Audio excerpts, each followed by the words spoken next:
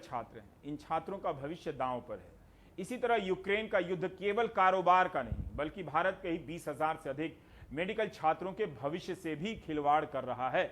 उन छात्रों को वहां से निकाल कर लाने के नाम पर कितनी अखबारबाजी हुई, छवि बनाई गई कि ख्याल रखा जा रहा है, लेकिन वहां से आए छात्र मेडिकल की पढ़ाई कैसे करेंगे, उनकी डिग्री की क्या मान्यता होगी, इन सब ठोस सवालों को लेकर कोई राष्ट्रीय पहल नहीं दिखती है।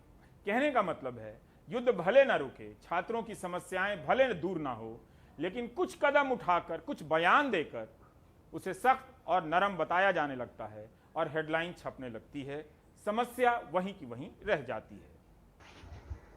2 महीने बीत गए। यूक्रेन की ओडेसा मेडिकल यूनिवर्सिटी के फाइनल ईयर के छात्र रोहन कुसुमचंद्र अंबुरे ऑनलाइन पढ़ाई कर रहे हैं। चिंता है कि बिना प्रैक्टिकल के डॉक्टर कैसे बनेंगे। यूक्रेन पर रूसी हमले के बाद यूक्रेन से पढ़ाई छोड़कर लौटने को मजबूर छात्रों के लिए महाराष्ट्र सरकार ने विशेष पाठ्यक्रम मॉड्यूल तैयार करवाया है।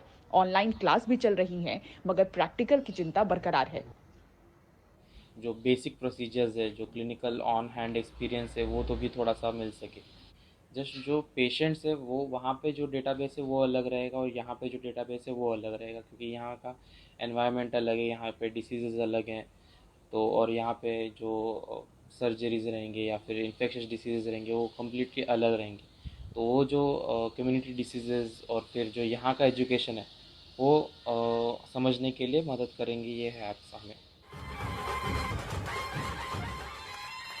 इधर बीएमसी के कूपर मेडिकल कॉलेज की नई इमारत के उद्घाटन पर पहुंचे मंत्री आदित्य ठाकरे ने एनडीटीवी के सवाल पर कहा कि यूक्रेन से आए छात्रों का सिलेबस अलग है, इसलिए केंद्र की जिम्मेदारी बड़ी है। Anything on medical student returning from Ukraine? Anything on them?